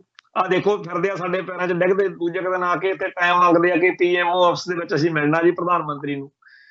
ਤੇ ਇਸ ਗੱਲ ਨੂੰ ਮੁੱਖ ਰੱਖ ਕੇ ਸਾਡੇ ਬੰਦੇ ਸਾਨੂੰ ਹੋਰ ਇੱਥੇ ਕਹਿੰਦੇ ਸੀਗੇ ਕਿ ਜੀ ਤੁਸੀਂ ਇਹ ਠੀਕ ਕਹਿੰਦੇ ਹੋ, ਪਰ ਸਾਨੂੰ ਇਹ ਦੱਸੋ ਅਸੀਂ ਜਾਈਏ ਤਾਂ ਜਾਈਏ ਕਿੱਧਰ? ਬਾਹਰਲੇ ਮੁਲਕਾਂ ਤੋਂ ਤਾਂ ਜਹਾਜ਼ਾਂ ਤੇ ਚੜ੍ਹ ਕੇ ਮੋਦੀ ਦੇ ਦਰਬਾਰ 'ਚ ਹਾਜ਼ਰੀਆਂ ਲਗਾਉਣ ਵਾਲੇ ਆ ਰਹੇ ਨੇ, ਤੇ ਅਸੀਂ ਇੱਥੋਂ ਬੈਠੇ ਕਿਉਂ ਨਾ ਜਾਈਏ, ਸਾਡੇ ਬੰਦੇ ਅੰਦਰ ਨੇ।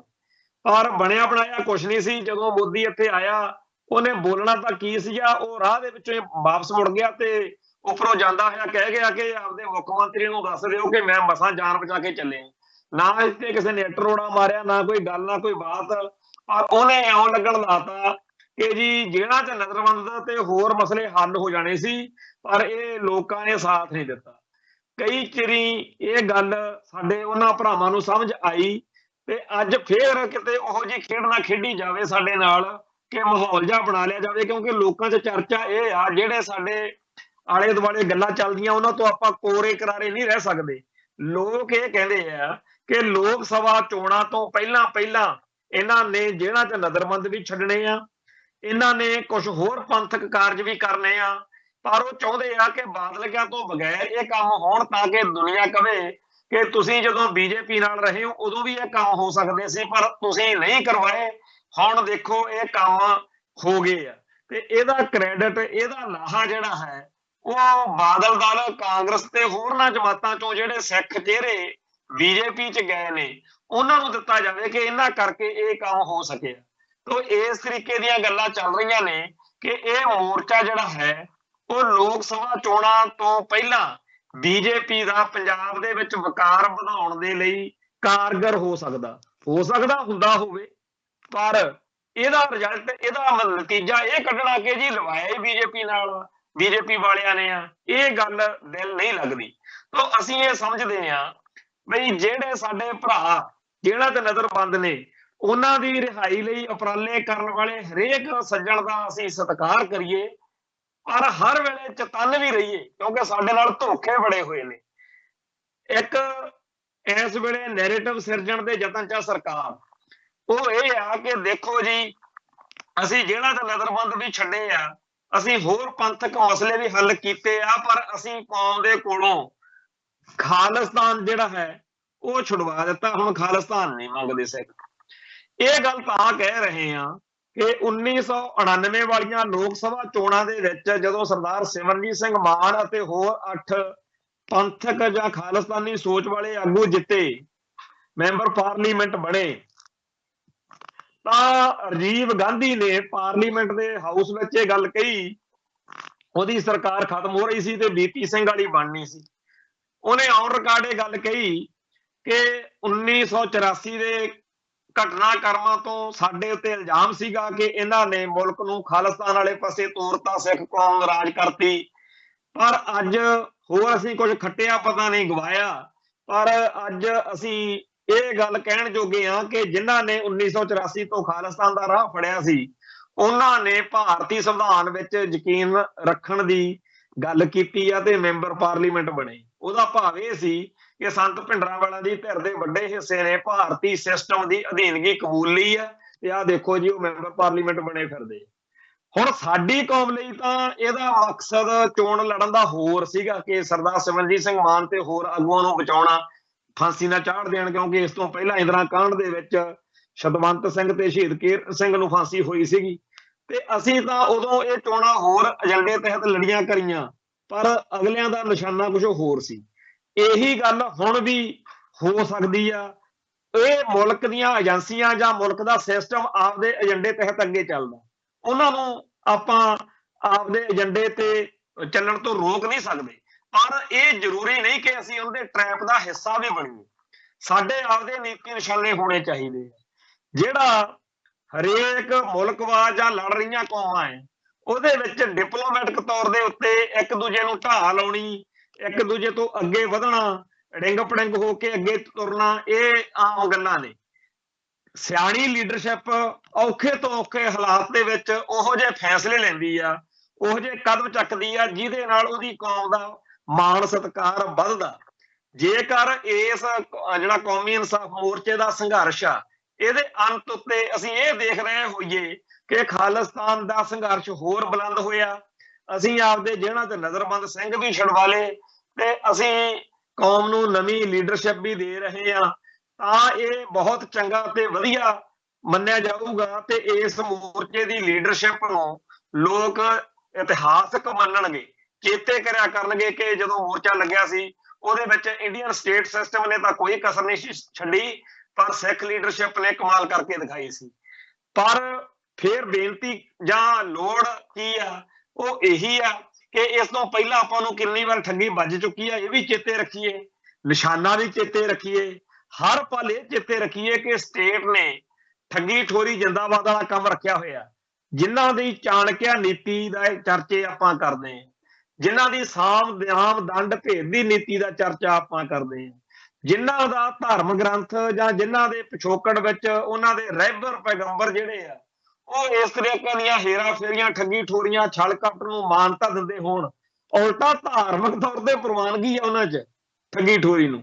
ਤਾਂ ਇਸ ਤਰੀਕੇ ਦੇ ਮਾਹੌਲ ਦੇ ਵਿੱਚ ਸਾਡੇ ਕੌਮ ਦੇ ਆਗੂਆਂ ਦੇ ਵਿੱਚ ਆਪਾਂ ਨੂੰ ਯਕੀਨ ਵੀ ਰੱਖਣਾ ਚਾਹੀਦਾ, ਪਰ ਨਾਲ ਦੀ ਨਾਲ ਹਰ ਪਲ ਉਹਨਾਂ ਨੂੰ ਸੁਚੇਤ ਕਰਦੇ ਰਹਿਣਾ ਚਾਹੀਦਾ ਕਿ ਇਹ ਜਿਹੜਾ ਕੌਮੀ ਇਨਸਾਫ ਮੋਰਚਾ, ਇਹਦੇ ਸਿਖਰਾਂ ਛੂਹਣ ਦੀ ਵੀ ਸਾਨੂੰ ਲੋੜ ਹੈ, ਇਹਦੀ ਹਮਾਇਤ ਵੀ ਅਸੀਂ ਕਰਨੀ ਹੈ, ਪਰ ਹਰ ਪਲ ਇਸ ਗੱਲ ਤੇ ਖਿਆਲ ਰੱਖਣਾ ਕਿ ਕਿਤੇ ਭਾਰਤੀ ਖੁਫੀਆ ਏਜੰਸੀਆਂ ਜਾਂ ਹਕੂਮਤੀ ਸਿਸਟਮ ਸਾਨੂੰ ਸਾਡੇ ਹਿੱਤਾਂ ਦੇ ਖਿਲਾਫ ਨਾ ਭੁਗਤਾ ਜਾਵੇ। ਆਪਾਂ ਚੇਤੇ ਰੱਖੋ ਕਿ ਉਹਨਾਂ ਕੋਲੇ ਬਹੁਤ ਵੱਡਾ ਸਿਸਟਮ ਹੈ।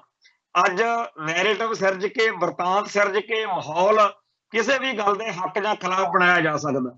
ਇਹੋ ਜਿਹਾ ਅੱਜ ਕੱਲ ਦਾ ਜ਼ਮਾਨਾ ਹੈ ਜਿਹਦੇ ਵਿੱਚ ਮੀਡੀਆ ਦੀ ਤਾਕਤ ਇੰਨੀ ਵੱਡੀ ਮੰਨੀ ਜਾ ਰਹੀ ਆ ਕਿ ਜਿਨ੍ਹਾਂ ਲੋਕਾਂ ਦਾ ਤੁਸੀਂ ਸਤਿਕਾਰ ਕਰਨਾ ਹੁੰਦਾ, ਜਿਨ੍ਹਾਂ ਨੂੰ ਨਾਇਕ ਮੰਨਣਾ ਹੁੰਦਾ, ਉਹਨਾਂ ਨੂੰ ਖਲਨਾਇਕ ਬਣਾ ਕੇ ਤੁਹਾਡੇ ਸਾਹਮਣੇ ਪੇਸ਼ ਕੀਤਾ ਜਾ ਸਕਦਾ, ਤੁਸੀਂ ਉਹਨਾਂ ਨੂੰ ਨਫ਼ਰਤ ਕਰਦੇ ਫਿਰੋ।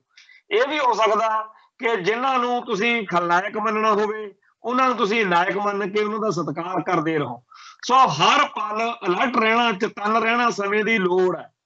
ਇਹ ਇਸ ਕਰਕੇ ਨਹੀਂ ਅਸੀਂ ਕਹਿ ਰਹੇ ਕਿ ਸਾਨੂੰ ਕੌਮੀ ਇਨਸਾਫ ਮੋਰਚੇ ਦੀ ਲੀਡਰਸ਼ਿਪ ਉੱਤੇ ਕੋਈ ਸ਼ੱਕ ਆ। ਅਸੀਂ ਇਸ ਕਰਕੇ ਨਹੀਂ ਕਹਿ ਰਹੇ ਕਿ ਸਾਨੂੰ ਕੌਮੀ ਇਨਸਾਫ ਮੋਰਚੇ ਦੀ ਲੀਡਰਸ਼ਿਪ ਦੇ ਨਾਲ ਕਿਸੇ ਕਿਸਮ ਦਾ ਇਤਰਾਜ਼ ਆ। ਅਸੀਂ ਉਹ ਸਾਰੀ ਚਰਚਾ ਜਿਹੜੀ ਇਸ ਵੇਲੇ ਆਮ ਸਾਡੇ ਸਮਾਜ ਵਿੱਚ ਚੱਲ ਰਹੀ ਆ ਕਿ ਜੀ ਏਦਾਂ ਬੀਜੇਪੀ ਨੇ ਬਿਠਾਤੇ, ਔਰ ਇਸ ਗੱਲ ਨੂੰ ਹਵਾ ਦੇਣ ਲਈ ਹਰੇਕ ਦੇ ਆਪੋ ਆਪਦੇ ਮਫਾਦ ਨੇ, ਆਪੋ ਆਪਦੇ ਸਵਾਰਥ ਨੇ। ਭਾਰਤੀ ਏਜੰਸੀਆਂ ਜਾਂ ਭਾਰਤੀ ਮੀਡੀਆ, ਗੋਦੀ ਮੀਡੀਆ ਤਾਂ ਚਾਹੇਗਾ ਹੀ ਕਿ ਸਿੱਖ ਮਨਾਂ ਦੇ ਵਿੱਚ ਇਸ ਮੋਰਚੇ ਦੀ ਲੀਡਰਸ਼ਿਪ ਦੇ ਖਿਲਾਫ ਵਿਰੋਧ ਭਰਿਆ ਜਾਵੇ, ਸ਼ੱਕ ਭਰਿਆ ਜਾਵੇ, ਪਰ ਜਿਹੜੀ ਅਕਾਲੀ ਲੀਡਰਸ਼ਿਪ ਬਾਦਲ ਦਲ ਵਾਲੀ ਹੈ, ਉਹਦਾ ਵੀ ਸਾਰਾ ਜ਼ੋਰ ਇਸੇ ਗੱਲ ਤੇ ਲੱਗਿਆ ਹੋਇਆ।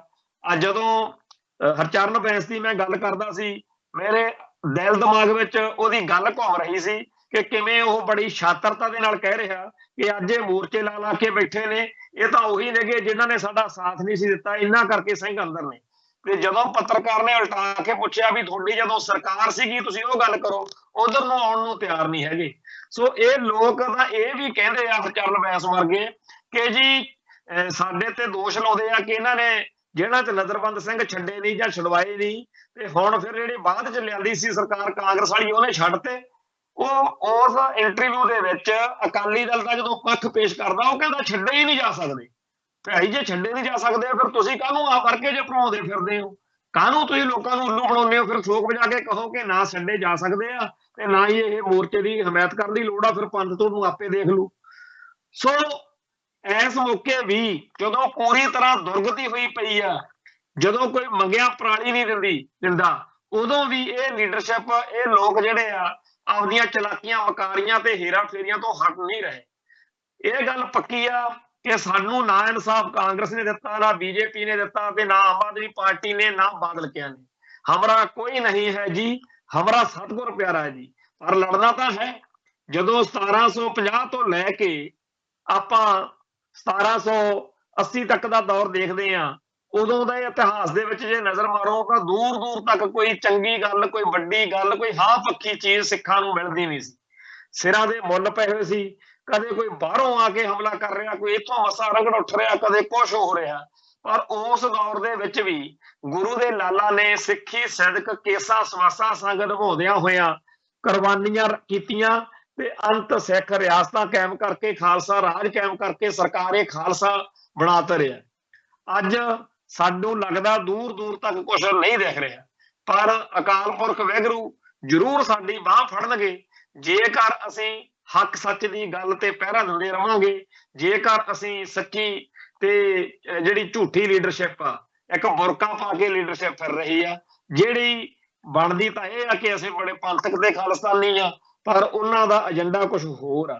ਤੇ ਉਹ ਜਿਵੇਂ ਕਹਿੰਦੇ ਹੁੰਦੇ ਆ ਨਾ ਵੀ ਚਮਕਦਮਕ ਬਾਹਲੀ, ਉਹ ਚਮਕਦਮਕ ਬਾਹਲੀ ਬਣਾ ਕੇ ਰੱਖਦੇ ਆ।